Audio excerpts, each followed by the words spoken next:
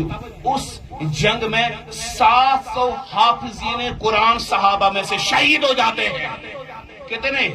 700 حافظین قرآن جو صحابہ میں تھے. اللہ کے رسول صلی اللہ تعالی علیہ وسلم کے رغبت دلانے پر اس قدر صحابہ کرام نے قرآن کو اپنے دل میں محفوظ کرنے کی شروعات کی ہے. اس طرح انہوں نے تیاری کی ہے، اس طرح ان کے دلوں میں شوق اور جذبہ بڑا ہے کہ ہم بھی حافظ قرآن بن جائے اور رسول اللہ صلی اللہ علیہ وسلم کی اس بشارت کے حقدار ہم بھی بن جائیں. اب آگے سنیں، جب 700 صحابہ شہید ہو گئے تو سیدنا فاروق اعظم حضرت ابو بکر صدیق رضی اللہ تعالیٰ عنہ کے پاس آئے. کہا کہ مجھے خوف ہے کہیں یہ قرآن ضائع نہ ہو جائے، کیونکہ اگر صحابہ اسی طرح شہید ہوتے گئے ہیں تو ہم قرآن کو کیسے محفوظ رکھیں گے اگلی نسل تک. تو کہا آپ کا مشورہ کیا ہے؟ کہا کہ میں چاہتا ہوں کہ کتابی شکل میں اس کو تیار کیا جائے، اس کو لکھا جائے. اولن تو حضرت سیدنا ابو بکر صدیق رضی اللہ تعالیٰ عنہ فرماتے ہیں کہ کیف افعل شیئا، میں اس کام کو کیسے کر سکتا ہوں جس کام کو اللہ کے رسول صلی اللہ علیہ وسلم نے نہیں کیا ہے. لیکن بعد میں خود حضرت سیدنا ابو بکر صدیق فرماتے ہیں کہ اللہ تعالیٰ نے میرے سینے کو کشادہ کیا ہے اور میں سمجھ گیا کہ ہاں واقعی یہ صحیح ہے، اور یعنی امت کے لیے، اگلی نسلوں کے لیے. تو بہرحال جمع قرآنی کا اہتمام و انتظام کیا گیا. توجہ سے سنیا، کتابی شکل. کیا؟ کتابی شکل میں نے کتنے طریقے کہا تھا؟ توجہ، 2 طریقے. ایک طریقہ سینے میں محفوظ کرنا، دوسرا آقا صلی اللہ تعالی علیہ وسلم نے بھی اس کتابت وحی کے ذریعے اس کو حفاظت کا انتظام کیا تھا، قرآن کی حفاظت کا انتظام کیا.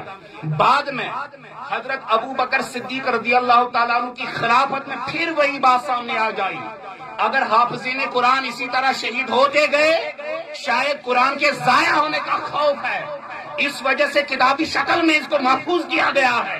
مگر سنو، آج کے دور میں بھی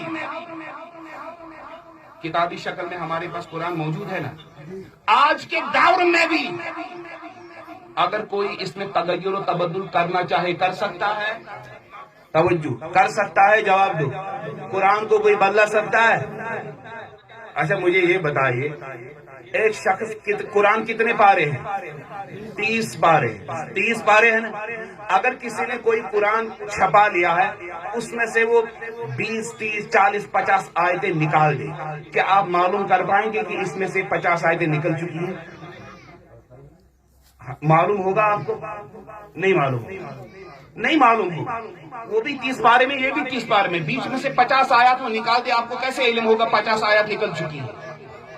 نکل چکی. آپ کو علم مت ہو سکتا ہے، کمپیوٹر کا زمانہ ہے، وہ 1 گھنٹے میں ہزاروں قرآن ایسے چھپا سکتا ہے. تو پھر کیا ذریعہ ہے آج کے دور میں جس کو اپنایا جائے؟ جس کو اپنایا جائے تو قرآن محفوظ رہے، جس کو اپنایا جائے تو قرآن میں کسی قسم کا تغیر و تبدل نہ ہو پائے. تو سنو، آج کاغذ کے اوراق کو تم آج بدل تو سکتے ہو، مگر بتاؤ جن بچوں کے سینوں میں قرآن ہو ان کے دلوں سے کیسے مٹا سکتے ہو؟ سبحان اللہ، اللہ اکبر، یا رسول اللہ. مسلمانوں سنو، اگر قرآن کو آج محفوظ کرنا ہے تو اس دارالعلوم کا قیام ضروری ہے. اس دارالعلوم کا قیام کس وجہ سے ہوا؟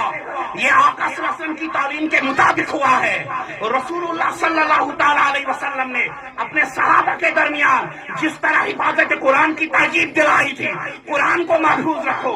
آج وہ ذرائع و اسباب ختم ہو گئے ہیں. اگر واحد ذریعہ آج قرآن کو دلوں میں محفوظ کرنے کا ہے تو وہ مدارس اسلامیہ ہے. مدارس اسلامیہ کا وجود اور قیام اسی سبب اور وجہ سے ہوتا ہے.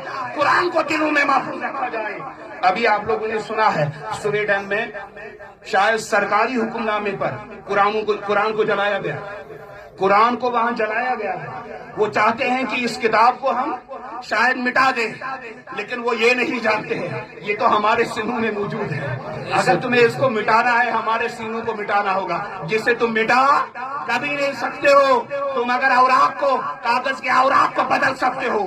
شاید ابھی पिछले साल सुनने में आया था कि किसी साहब ने कोई कुरान छपा लिया है और 26 आयतें उसमें से निकाल दिया है। उस खबीस मलऊन शैतान ने उसमें से कुछ निकाल दिया है। लेकिन अब बताओ, मुझे यह बताओ, ये कुरान अल्लाह की वो वाहिद किताब है जिसे अल्लाह ताला ने हमारे लिए इतना सहल और आसान बना दिया, हम उसको अपने सीने में भी महफूज कर सकते हैं। ये मौजूदा कुरान ही है कि एक मुसलमान आसानी से, एक 10 साल और 12 साल का बच्चा है, आसानी से इसको अपने सीने में महफूज करता है। आप नहीं पहचान पाएंगे कि इस कुरान में से 50 आयतें निकल चुकी हैं, लेकिन ये हाफिज़ कुरान, इस दारुल उलूम में जो हाफिज़ कुरान बनता है वो कुरान खोलते ही पहचान लेगा 50 आयतें इस कुरान से निकल चुकी हैं। ये हाफिज़ कुरान की अजमत है। इस दौर में हाफिज़ीन कुरान की जरूरत है। अगर कुरान की हिफाजत इस दौर में करनी है तो उसका वाहिद जरूरी है, वाहिद जरिया है, वाहिद सबब है, मदारिस इस्लामिया का क़याम करे और उसमें अपने बच्चों को तालीम के लिए भेजे। मोहतरम मौलाना मुश्ताक साहब ने इस इदारे का क़याम किया है। हमने तो अल्लाह से तो दुआ है कि इसे दिन दुगनी रात चुगनी तरक्की अदा फरमाए।